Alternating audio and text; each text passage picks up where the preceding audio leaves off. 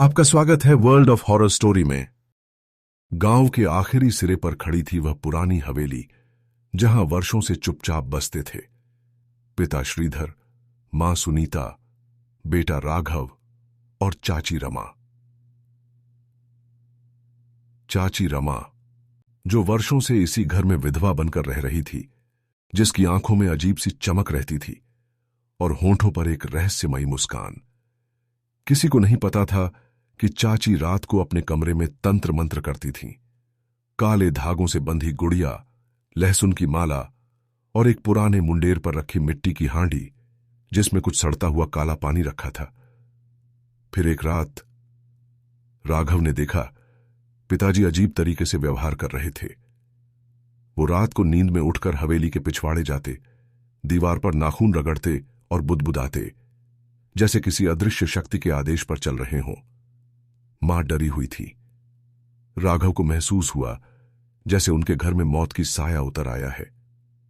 एक दिन पिताजी अचानक चिल्लाते हुए छत से कूद गए, लेकिन मरते वक्त उनके होंठों से एक ही शब्द निकला, रमा। गांव में अफवाह फैल गई कि पिताजी पर किसी ने वशीकरण कर दिया था।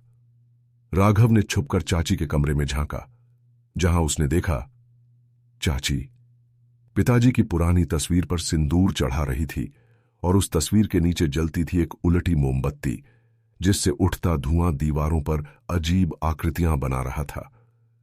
राघव ने हिम्मत जुटाकर गांव के एक तांत्रिक से मदद मांगी। तांत्रिक ने बताया, रमा ने श्रीधर जी पर वशीकरण करके उनकी आत्मा को बांध लिया है। जब तक उसका तंत्र नष्ट नहीं किया जाएगा, घर में एक के बाद एक मौतें होती रहेंगी। और फिर शुरू हुआ मौत का खेल। रात दर रात घर के लोग अजीब हादसों का शिकार होने लगे। कभी कोई झूमर गिरने से घायल हो जाता, कभी कोई दीवार से टकराकर बेसुध हो जाता। एक दिन मां भी अचानक बेहोश होकर गिर पड़ी। राघव समझ गया कि अब अगला नंबर उसी का है। तांत्रिक ने उपाय बताया, उस काले पानी की हांडी को तोड़ दो और चाची की आंखों में लाल मिर्च की धूल झोंक दो, तभी वशीकरण का जाल टूटेगा। अगली रात राघव चुपचाप चाची के कमरे में गया। हाथ कांप रहे थे, दिल जोर जोर से धड़क रहा था। जैसे ही उसने हांडी उठाई, चाची की लाल आंखें चमक उठीं। तू नहीं बच सकता राघव, चाची चीखी। लेकिन राघव ने जैसे तैसे हांडी को जमीन पर पटका। काला पानी फर्श पर फैल गया और उसी पल हवेली भर गई बदबू और अजीब सी चीखों से। चाची दर्द से कराहती हुई जमीन पर गिर पड़ी। उसकी आंखों से खून बहने लगा और पूरे शरीर में मरोड़ें उठने लगीं। कुछ ही मिनटों में चाची की मौत हो गई। पर कहानी वहीं खत्म नहीं हुई। चाची की आत्मा अभी भी हवेली के गलियारों में भटक रही है और कहते हैं, जिस रात हवेली के पिछवाड़े से बदबू आए, समझ लेना मौत का खेल फिर से शुरू होने वाला है। चाची के मरने के बाद हवेली कुछ दिनों तक शांत रही।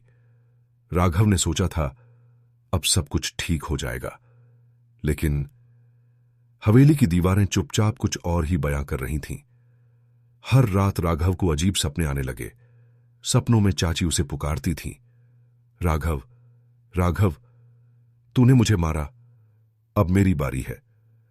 एक रात जब हवेली में सब सो रहे थे, राघव की खिड़की अपने आप खुल गई। ठंडी हवा के साथ एक सड़ी हुई बदबू कमरे में भर गई। राघव ने देखा, सामने खड़ी थी चाची की आत्मा, आंखों से खून बहता हुआ, हाथ में काले धागों से बंधी गुड़िया थामे।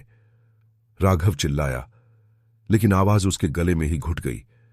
चाची ने फुसफुसाते हुए कहा, तूने मेरा तंत्र तोड़ा, अब मैं तुझे अपने साथ ले जाऊंगी। अगले दिन राघव बीमार पड़ गया। बिना किसी वजह के उसका शरीर सूखने लगा, जैसे किसी ने उसकी जान चूस ली हो। मां रोते रोते मंदिरों के चक्कर काटने लगी। तभी गांव के एक पुराने साधु बाबा ने बताया, रमा ने मरने से पहले अंतिम वशीकरण साधना पूरी कर ली थी। उसका अधूरा क्रोध अब तुझे पकड़ चुका है। राह एक ही थी, रमा की आत्मा को उसी की तरह छल से हराना। बाबा ने कहा, आत्माओं से सीधे लड़ाई नहीं होती बेटा, उन्हें फंसाना पड़ता है, जैसे वो तुझे फंसा रही है। बाबा ने राघव को एक विशेष यंत्र दिया और एक विशेष पूजा का आदेश दिया। पूर्ण अमावस्या की रात जब हवेली में 3 बार गड़गड़ाहट सुनाई दे, तू यंत्र को चाची की आत्मा के सामने खोल देना। पूर्ण अमावस्या की रात हवेली के चारों ओर घना कोहरा छा गया था। साएं साएं करती हवा में अजीब सी चीखें गूंज रही थीं। राघव ने कमरे के बीचों बीच पूजा का मंडल बनाया। चारों तरफ रुद्राक्ष की मालाएं और जलते दीपक। रात के ठीक 12 बजे पहली गड़गड़ाहट हुई। हवेली की दीवारें हिलने लगीं। दूसरी गड़गड़ाहट, कमरे का दरवाजा अपने आप खुल गया। तीसरी गड़गड़ाहट, और उसके साथ ही चाची की आत्मा पूरे वेग से राघव की ओर बढ़ी। उसके बाल हवा में उड़ रहे थे, चेहरा काला पड़ चुका था और उसकी आंखों में केवल मौत थी। राघव ने कांपते हुए यंत्र खोला। जैसे ही यंत्र खुला, उससे एक तेज नीली रोशनी निकली। चाची चीख पड़ी, नहीं, तू नहीं बच सकता। लेकिन रोशनी ने चाची की आत्मा को घेर लिया और पल भर में वह धुएं की तरह गायब हो गई। हवेली में सब कुछ शांत हो गया, जैसे वर्षों का कोई अभिशाप टूट चुका हो। देखिए, जैसे ही राघव ने यंत्र को समेटा, उसने देखा फर्श पर खून से लिखा था, तूने मुझे हराया नहीं राघव, मैं लौटूंगी अगले पूर्ण चंद्र पर। पूर्ण चंद्रमा की रात आ गई थी। हवेली के ऊपर चमक रहा था बड़ा सुर्ख लाल चांद, जैसे आसमान भी आग का गवाह बन गया हो। राघव को पिछली घटना के बाद कुछ राहत मिली थी, पर अब जैसे जैसे चांद की रोशनी हवेली पर पड़ने लगी, हवा फिर से भारी होने लगी थी। दरवाजे अपने आप खुल रहे थे, सीढ़ियां कराह रही थीं और दीवारों पर अजीब साए मंडराने लगे थे। राघव को एक डरावनी फुसफुसाहट सुनाई दी। राघव, राघव।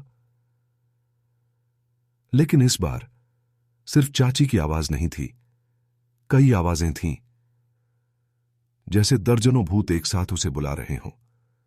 रात के 2 बजे राघव के कमरे की दीवार फट गई। उस दरार से काला धुआं निकलने लगा और उसमें से प्रकट हुई कई भयंकर आत्माएं। चाची सबसे आगे थीं, लेकिन उसके पीछे थे पुराने घर के नौकर, एक छोटी बच्ची और एक पागल साधु, जिनकी आत्माएं रमा ने तंत्र से बांध ली थीं। चाची के मुंह से फुफकार निकली, तुझे मैंने छोड़ दिया था राघव, पर तूने यंत्र से मुझे बांध दिया।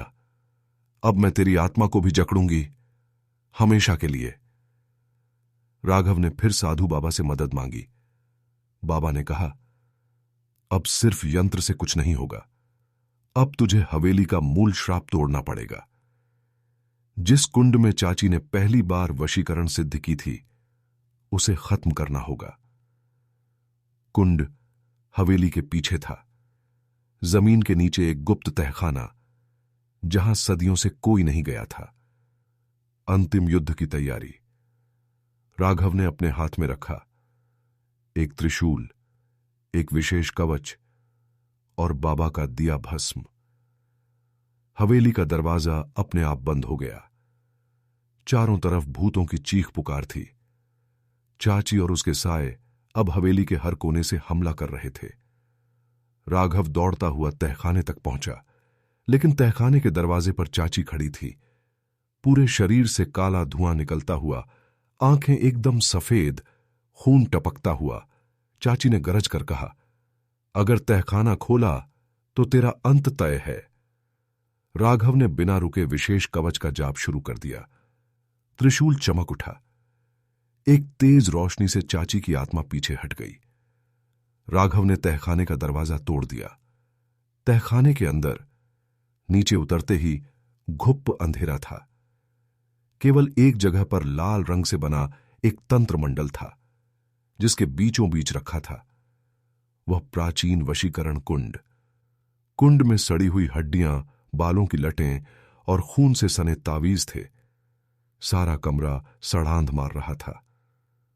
राघव ने भस्म को कुंड में फेंका। जैसे ही भस्म गिरा, पूरा तहखाना हिल उठा। दीवारें फटने लगीं और आत्माएं तड़पने लगीं। चाची चीखते हुए तहखाने में कूद पड़ी। राघव, नहीं, मत कर! लेकिन देर हो चुकी थी। कुंड से एक ज्वाला उठी जिसने चाची और उसके सारे साए खींच लिए। पूरी हवेली थर्राकर जमीन पर गिर गई। राघव जमीन पर गिरा पड़ा था। सुबह की पहली किरण ने जब उसे छुआ था। वीडियो पसंद आया हो तो लाइक करें, शेयर करें और channel world of horror story को सब्सक्राइब करना ना भूलें।